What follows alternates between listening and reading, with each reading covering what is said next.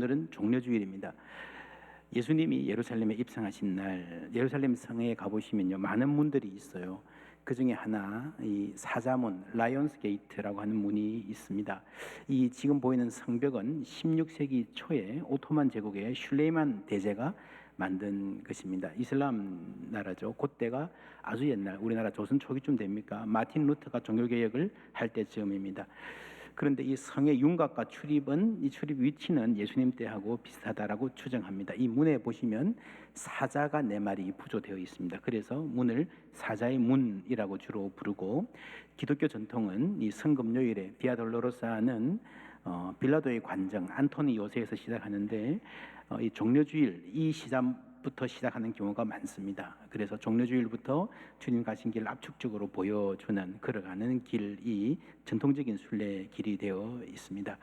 예수님께서 제자들과 함께 나귀를 타고 여기에 입성하셨고, 예루살렘 거민들이, 그 자녀들이 환한 얼굴로 기뻐하며 종려나무 가지를 들고 환영한 날. 근데 여러분, 이 종려주일은 기쁨의 날일까요? 슬픔의 날일까요? 일단 표면적인 분위기는 기쁨입니다.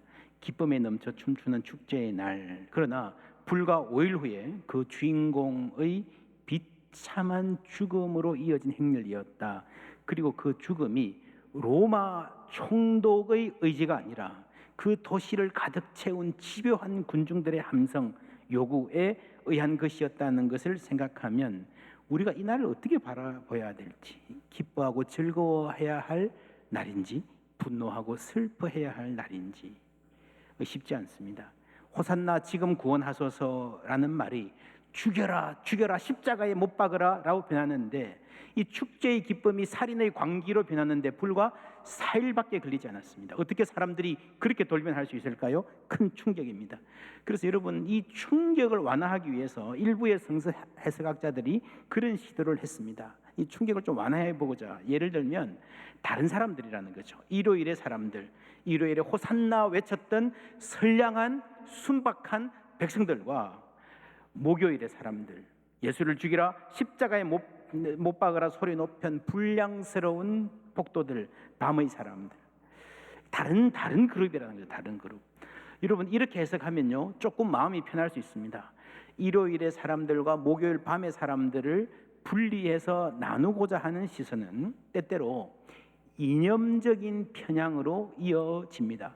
사람들을 기득권층과 기층 민중으로 나누고 예수를 죽이라 한 것은 기득권층 플러스 그 이입에 부합하는 흉포한 무리배들이었다는 것입니다. 대제사장 가야바, 당시 예루살렘에서 가장 큰 권력을 가진 사람, 기득권층의 핵심이었습니다. 예수님을 체포하러 갔던 이들은요, 로마 군병들이 아니었어요. 성경을 보면요, 제사장의 하속들, 요즘 말로 하면 템플 폴리스라 할 수 있습니다. 성전의 경비병, 경찰들이었죠. 이들이 로마 세력을 등에 업고 호의호식하던 가야바 대제사장 가문을 중심으로 뭉쳐 있었고, 그들이 가룟 유다를 돈으로 매수했습니다.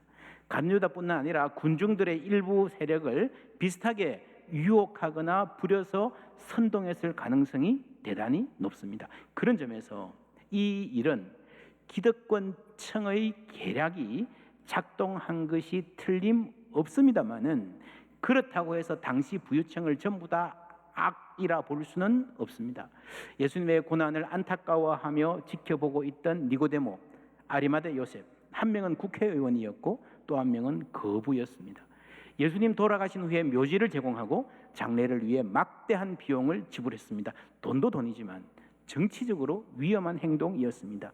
십자가는 로마가 반역자에게 가하는 형벌이었습니다. 십자가에 이르기 전 예수의 삶과 꿈이 어떠했던 상관없이 예수님께 덮어씌운 죄목이 아무리 터무니없는 것이었다 하더라도 일단 십자가형을 받았다는 것은요, 대역 죄인으로 낙인 찍혔다는 것이에요. 예수의 십자가형을 집행하던 로마 제국의 백부장이 이는 실로 하나님의 아들이었도다라는 고백을 했다는 사실입니다. 여러분, 예수는요, 유대인만이 아닌 모든 사람, 가난한 사람만이 아닌 모든 사람의 구세주였음을 믿습니다. 예수님은 로마인을 위해서도 죽으셨습니다. 여러분, 당시 유대인들은 인정하기 싫었겠죠. 물론 예수님은 가난한 자들, 억압된 자들의 해방에 관심이 많으셨습니다. 그러나 억압하는 자도 죄인이고 억압당하는 자도 죄인입니다. 가난한 이들도 부유한 이들도 다 죄인이고 다 구원받아야 하는 사람들임에 틀림없습니다. 그래서 모든 사람 안에 일요일의 사람과 목요일의 사람이 섞여 있다고 보아야 합니다. 예수님은 그 중에 어떤 죄인도 포기하지 아니하시고 다 품어주신 줄 믿습니다. 따지고 보면 청년 사울, 바울의 젊을 때 모습, 이야말로 정말 100% 목요일의 사람 같잖아요. 목요일의 폭력의 사람들 중에서도 가장 극렬한 사람이었잖아요.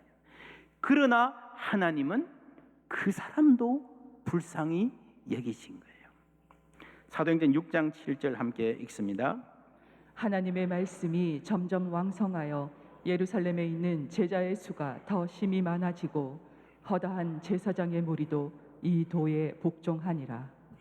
허다한 제사장의 무리, 사울이 속했던 바리새인뿐만 아니라 사두개인, 제사장의 무리, 기득권층의 핵심인 사람들 중에서 많은 사람들이 예수의 제자가 되었습니다.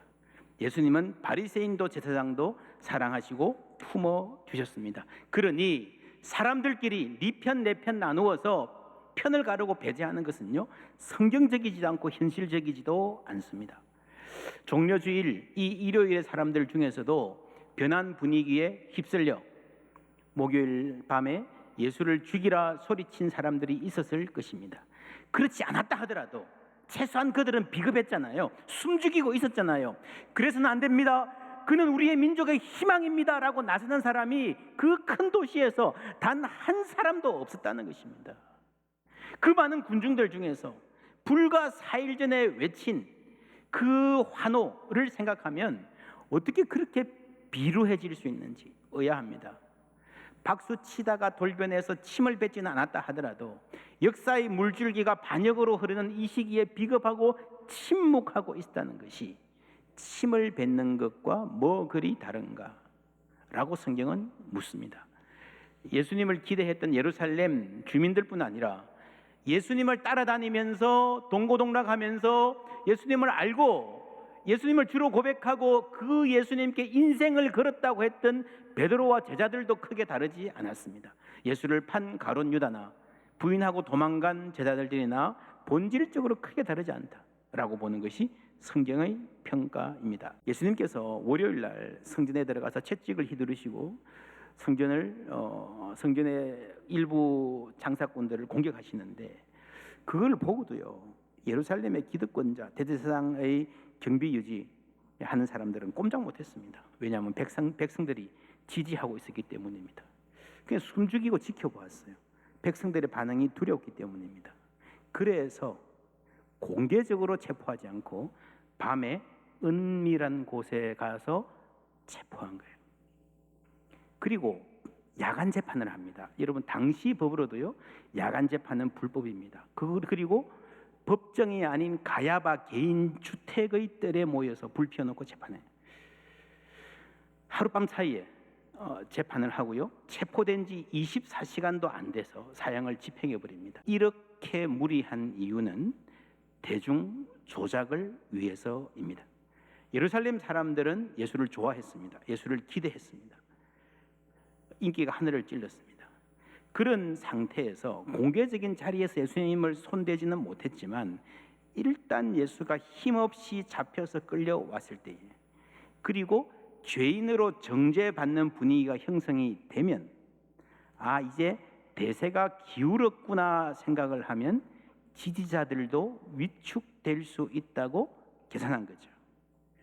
제사장 그룹들이 아주 영리했던 것입니다.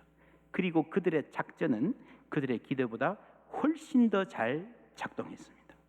사람들은 알고 보면 우리가 아는 것보다 훨씬 더 비겁한지도 모릅니다. 열망은 있으나 용기는 없는 사람들, 메시아의 혜택은 받고 싶지만 헌신하기는 싫은 사람들, 옳은 편에 서는 것이 아니라 이기는 편에 서고 싶은 사람들, 예수가 온다는 소리를 듣고 병든 자를 고치고 죽은 자를 살리고 배고픈 군중을 배불리 먹인 경제를 해결할 능력을 가진 이가 온다는 소리를 듣고 그 메시아가 펼칠 새 세상에 대한 기대로 한껏 부풀었지만 이 마음이 용기일 수도 있겠다 착각했지만 무력하게 잡혀와 있는 예수의 모습을 보고는 급격히 마음이 식었고 발 빼야 되겠다. 내 한 몸이라도 챙겨야 되겠다. 이기적인 자세로 돌아간 사람들입니다. 그렇다면 우리는 이 종려주일의 환영, 호산나 하는 찬송, 이 물결을 어떻게 보아야 하겠습니까? 예수님을 오심을 환영하고 기뻐하고 우리도 그 호산나에 참여하는 마음으로 보아야 하나요? 아니면 이 나쁜 놈들, 이 나약한 인간들 하면서 마음 아파해야 하는 날인가요? 교회의 전통은 어떤 것 같습니까? 여러분 어릴 때부터 종려주일 지내던 거 생각해 보십시오. 우리가 어릴 때부터 종려나무 가지 흔들면서 우리도 환영하자 뭐 그런 분위기가 많았잖아요. 이게 쉬운 문제가 아닙니다. 예수님께 물어보면 어땠을까요? 나귀 위에 앉아 계셨던 예수님께 여쭤보면 예수님 그때 그 마음이 어떠셨어요? 호산나 외치는 이 무리를 보고 어떤 생각이 드셨어요? 기쁘셨나요? 아니면 이 썩을 놈들 하면서 씁쓸해 하셨나요? 무리들이 하나님을 찬양할 때에 바리새인들이 항의했습니다. 이게 무슨 짓입니까? 당장 그만두게 하시오. 그때 예수님이 하신 말씀 함께 읽습니다. 대답하여 이르시되 내가 너희에게 말하노니 만일 이 사람들이 침묵하면 돌들이 소리 지르리라 하시니라. 아멘. 돌들이 소리 지르리라. 지금 이 순간은 반드시 찬송이 있어야 하는 중요한 영광스러운 순간이라는 말이죠. 사람 중에 그 누구라도 찬송할 리가 있으면 좋겠고 만약에 아무도 없다면 돌들이라도 찬송을 해야 되는 그런 순간이라는 겁니다. 만왕의 왕 예수께서 시온에 오시는 이 순간은 찬송해야 할, 찬송으로 맞아야 할 순간입니다.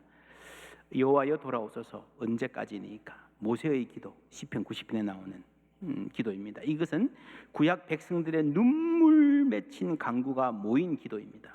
이 절절한 기다림이 마침내 응답되는 순간 그리스도 안에서 그리스도를 통하여서 여호와 하나님이 시온에 돌아오시는 순간입니다. 시온의 영광이 빛나는 아침 매였던 종들이 돌아오네. 이 말은요 죄와 사망의 권세에 매였던 인류를 해방하시는 구원의 큰 역사가 예수의 십자가에 의해서 마침내 그 클라이맥스에 도달했다라는 말입니다. 그래서 누군가가 찬송을 했었고 하나님께서 그 찬송을 의미 있다, 잘하는 거다, 기뻐 받으셨다는 말씀입니다. 여러분 예수님의 세례도요 그 자체로는 대단히 화려한 세상적인 영광의 이벤트는 아니었습니다. 그냥 물에 들어간 거예요. 더욱이 죄 없으신 예수님이 죄인의 자리에 들어가신 어쩌면 굴욕적인 장면일 수 있습니다. 그런데 하나님은 바로 이 순간에 하나님의 음성을 친히 들려주시고 하나님의 넘치는 기쁨을 표현해 주셨습니다. 영광의 자리였다는 거죠. 여러분 하나님의 이 말씀도요 이사야서의 인용입니다. 이사야 42장 1절부터 함께 읽습니다. 내가 붙드는 나의 종 내 마음에 기뻐하는 자 곧 내가 택한 사람을 보라. 내가 나의 영을 그에게 주었은즉 그가 이방에 정의를 베풀리라. 그는 외치지 아니하며 목소리를 높이지 아니하며 그 소리를 거리에 들리게 하지 아니하며 상한 갈대를 꺾지 아니하며 꺼져가는 등불을 끄지 아니하고 진실로 정의를 시행할 것이며. 아멘. 예, 나의 기뻐하는 자. 여러분 이 말씀이 예수님 세례 때 들린 말씀의 배경이 되고 있습니다. 나의 기뻐하는 자를 보라 하시고요. 계속해서 정의를 시행할 것이다 라고 말씀하십니다. 그런데 그 정의를 칼과 총으로 무기로 하지 않으시고 상한 갈대를 꺾지 않는 그 인자함으로 온유함으로 하나님의 방법으로 내가 잘났다 이게 정의다 라고 하는 그런 강압적인 그는 외치지 아니하며 목소리를 높이지 아니하며 그 소리를 거리에 들리게 하지 않을 것이다. 하나님의 방식으로 정의를 이루실 것이다 라고 말하고요. 이게 42장인데 쭉 읽어가시면 53장에 가서 절정에 이릅니다. 53장에 뭐가 나오죠? 그가 찔림은 우리의 허물을 인하며 그가 상함은 우리의 죄악을 인함이라 라고 하는 예수님의 십자가를 예언하는 그 서두가 42장에 이는 내 기뻐하는 자다라는 말씀인 겁니다. 그래서 여러분, 예수님이 세례 때에 들리신 이 말씀은요, 이 세례가 십자가로 가시는 길의 시작, 스타팅 포인트라는 말입니다. 그래서 예수님이 세례 받으실 때 하나님께서 내 사랑하는 아들이요 내 기뻐하는 자라 하신 것은요, 아들이니까 내가 당연히 좋아한다라는 일반적인 말이 아니라 거기에 대해서 십자가의 길을 시작하시는 아드님을 하나님이 기뻐하시고 축복하시는 구원의 기쁨인 겁니다. 이 길이 아버지로서는 참 아픈 길이지만 인류 구원을 위한 거대한 계획이 성취되는 길이었기 때문에 아버지께서 기뻐하시고 한없는 영광을 보여주시는 기쁨의 축복의 순간인 겁니다. 이제 그 하나님이 이제 예수가 예루살렘에 들어가면서 그 사역의 절정을 향해서 갈 때에 시온에 하나님의 영광이 돌아오게 하는 그 사역의 절정을 앞두고 예루살렘에 입성하는 이 순간에 하나님도 기뻐하시고 그 기쁨의 마음으로 이 아들을 축복해 주시고 위로해 주시는 장면일 수 있습니다.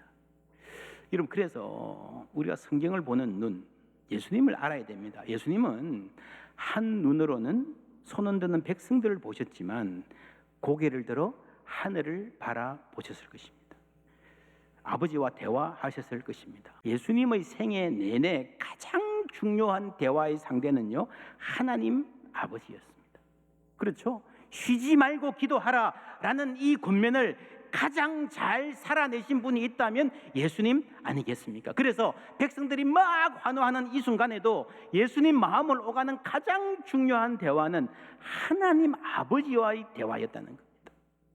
이 백성들의 환호를 통해서 나를 위로하시는 하나님의 위로를 듣고 그 속에서 하나님의 영광을 보셨던 것입니다. 이런 점에서 오늘 이 찬송이 대단한 의미를 갖습니다. 38절 함께 읽습니다. 이르되 찬송하리로다 주의 이름으로 오시는 왕이여 하늘에는 평화요 가장 높은 곳에는 영광이로다 하니. 가장 높은 곳에 계신 하나님 아버지를 찬양하는 마음, 예수님 마음의 핵심이었을 거예요. 그래서 정리하면 우리는 종려주일의 의미를 세 가지로 볼 수 있습니다. 첫 번째 단계는요, 축제의 기쁨이에요. 그냥 표면적으로 보이는 기쁨이에요. 아, 좋다, 신난다. 두 번째는요, 뭔가를 좀 알고 나면 여기에 십자가의 슬픔이 있다는 것을 알게 됩니다. 그냥 기뻐하기 힘든 날입니다. 그러나 좀 더 알고 나면요, 이 전체가 하나님의 구원의 역사라는 것을 알고 더 깊은 기쁨, 더 넘치는 기쁨으로 채워지게 되는 것입니다. 여러분, 예배의 목소리가, 예배의 고백이 중요하다는 것은요, 이 세상이 어떻게 되든 우리는 예배만 잘 드리면 된다는 말이 절대 아닙니다. 우리는 이 세상의 아픔에 깊은 관심을 가지고 위에서 기도하고 또한 그리스도인으로 해야 될 일을 해야 됩니다. 그러나 동시에 인간의 정의가 얼마나 변질되고 오염되기 쉬운지를 알고 하나님의 정의, 하나님의 평화를 갈구해야 되는 줄 믿습니다. 그것이 근본적인 평화고 궁극적인 평화입니다. 그 걸음이 하나님의 평화를 향한, 하나님의 정의를 향한 그 걸음이 자신이 죄인임을 고백하고 하나님을 높이는 예배의 자리에서 시작된다는 것이 돌돌이 소리를 지르리라, 오늘 종려주일의 중요한 메시지입니다. 여러분, 이 사건을 누가복음을 쓴 저자 그리고 누가복음을 처음 읽었던 독자들의 관점에서 보면요, 이 사람들은 이미 부활을 알고 있잖아요. 그렇죠? 이미 승리를 알고 있고 이 기사를 쓰는 것입니다. 예수님 제자들의 입장에서 보면 처음에는 이날의 그 철없는 축제에 대해서, 그리고도 우리가 금방 예수님을 배반하고 도망간 것에 대해서 굉장히 부끄러웠을 거예요. 정말 철없이 막 까불고 좋다는 그 몸짓을 생각하면서 막 그냥 수치에 떨었을 거예요. 우리가 뭣도 모르고 박수치고 그랬구나. 근데 거기서 조금 더 지나가서 한 단계 더 철이 들고 믿음이 깊어지면요, 그때 그렇게라도 예수님을 축복해드리고 마음껏 찬양해드리기를 정말 잘했다 싶었을 거예요. 여러분, 아직 십자가가 남아 있습니다. 부활은 그 다음에 있습니다. 그러나 여러분, 부활절 이후에야 비로소 기쁨이 오는 것이 아니고 그리스도께서 부활하심을 알기 때문에, 하나님이 이 세상을 다스림을 아시기 때문에, 최후 승리를 믿기 때문에 그 완성을 향해서 나가는 동안에도, 그 고난의 발걸음 가운데도 우리가 잠시나마 기쁨의 순간, 축제의 날이 있다는 사실을 기억해야 됩니다. 우리의 삶 마찬가지입니다. 여러분 인생에서 기쁨을 누릴 시간을 하염없이 뒤로 미루지 마시기를 바랍니다. 로마서 5장 3절 다 같이 읽습니다. 다만 이뿐 아니라 우리가 환난 중에도 즐거워하나니. 환난 중에도 즐거워하나니. 이 즐거워한다는 말은 카우카우마이, 자랑한다 혹은 celebrate, 축제한다, 잔치한다. 아주 재밌는, 아주 역동적인 말입니다. 자랑하고 기뻐하고 축제한다는 말이죠. 우리 삶에는 축제가 필요합니다. 옆에 분에게 말씀해 주시겠습니까? 우리 삶에는 축제가 필요합니다. 잔치, 축제, 여러분 아주 중요한 믿음의 고백입니다. 함께 기뻐할 수 있는 시간. 여러분, 예루살렘 성전이 무엇을 위한 것이었습니까? 하나님을 만나는 장소입니다. 하나님을 만나면 반드시 그곳에는 기쁨이 있는 줄 믿습니다. 그래서요, 하나님이 시온에 돌아오신다는 것은 우리 가운데 기쁨이 회복된다는 말씀입니다. 그러니까 항상 기뻐하라고 말씀할 수 있는 겁니다. 우리가 요즘 회복이라는 말을 많이 쓰는데요, 뭐 가정의 회복, 예배의 회복, 교회의 회복 뭐 하는데, 회복이 들어가는 모든 자리에 진짜 회복은요, 기쁨이 회복되는 거예요. 할렐루야. 기쁨이 회복되는 거예요. 시편 68편 말씀 함께 읽습니다. 하나님이여, 그들이 주께서 행차하심을 보았으니 곧 나의 하나님, 나의 왕이 성소로 행차하시는 것이라. 소고치는 처녀들 중에서 노래 부르는 자들은 앞서고 악기를 연주하는 자들은 뒤따르나이다. 아멘. 이 말씀 들으면 눈에 보이는 것 같지 않습니까? 앞에서 소고치고요, 뒤에 노래 부르고 악기로 하고요, 온 거민들이, 아이들이 막 즐거워 뛰고 얼굴에 웃음이 넘치고, 이 기쁨, 이게 하나님이 오시는 곳에서의 기쁨입니다. 참된 신앙에는 기쁨이 있는 줄 믿습니다. 참 신앙은 환난이 끝나야 기뻐하는 것이 아니라 환난 중에도 기뻐하고 축제할 수 있는 것입니다. 여러분, 예수님이 부활하신 후에도 교회를 덮는 먹구름은 사라지지 않았습니다. 그런데도 성도들은 날마다 떡을 떼며 기쁨을 나누는 공동체로 살았습니다. 사도행전 보면요, 예수 이름 전한다고 잡아서 두들겨 패고 채찍질하고 협박하고 보낸 적이 있습니다. 그때 사도들의 반응 함께 읽습니다. 사도들은 그 이름을 위하여 능욕받는 일에 합당한 자로 여기심을 기뻐하면서 공회 앞을 떠나니라. 환난 중에도 핍박 중에도 기뻐하는 역사가 그대로 이루어지고 있습니다. 이것이 사도행전 5장인데요. 사도행전 7장에 가면 좀 더 심각한, 이제 두들겨 맞는 것이 아니라 돌에 맞아 죽는 장면이 나와요. 누굽니까? 스데반. 근데 여러분, 군중들이 돌을 들고 치는데 돌에 맞고 죽어가는 스데반의 얼굴이 환합니다. 기쁨이 넘칩니다. 천사의 얼굴 같다 그랬습니다. 보는 사람에게 충격을 줍니다. 어떻게 가능했습니까? 그가 눈을 들어서 하늘을 볼 때에 하나님의 영광을 본 거예요. 하늘이 열리고 인자가 두 팔을 들어서 일어서서 여러분 자신을 맞으려고 기다리는 것을 봤습니다. 그런데 여러분, 웃지 않을 수 있겠습니까? 기쁘지 않을 수 있겠습니까? 이 세상에서 맞는 돌이 좀 아프다고 해서 그 영원한 영광이 여러분 조금이라도 감소되겠습니까? 아니에요. 그래서 여러분, 이 장면, 돌에 맞아 죽어가는 사람의 얼굴은 기쁨이 넘치고 돌을 던지는 사람들의 얼굴은 분노로 일그러져 있는, 오히려 죽어가는 사람 앞에서 스데반을 보고요, 열등감에 쩔어 있는 거예요. 이 장면이 앞으로 이 복음의 미래를 보여주는 압축적인 장면입니다. 이런 사람을 세상이 감당할 수 있겠습니까?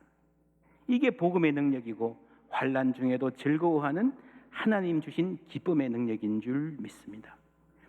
종려주일 한복판에 비록 배신을 앞둔 그 자리였지만 예수님이 기뻐하실 수 있었던 것은 바로 그런 환난 중에도 역사하시는 하나님의 능력과 기쁨이 있었기 때문입니다.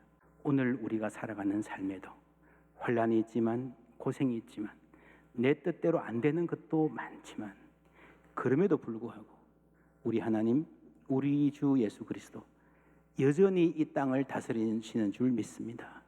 그 믿음 가운데에 주의 영광을 볼 줄 아는 사람, 그 기쁨으로 넘치는 삶 되시기를 주님의 이름으로 축원합니다.